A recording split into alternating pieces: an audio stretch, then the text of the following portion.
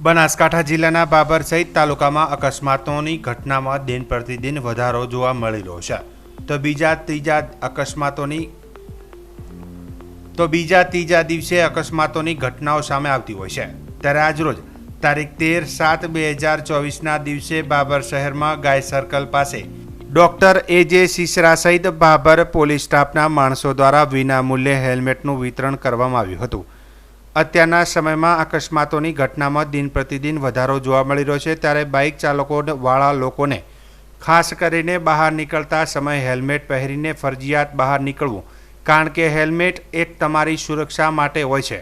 ઘરેથી તમે બહાર નીકળો તો કોઈ કામ અર્થે ખાસ કરીને હેલ્મેટ પહેરીને નીકળો, કારણ કે તમારા પરિવારના લોકો ઘરે તમારી રાહ જોઈને બેઠા હોય। એટલા માટે બાબર ડીવાયએસપી સહિત બાબર પોલીસ સ્ટાફના માણસો દ્વારા સરસ મજાની હેલ્મેટ વિતરણની કામગીરી કરવામાં આવી હતી અને બાબર નગરજનોનો સૌ લોકોએ આ કામગીરીને બિરદાવી હતી।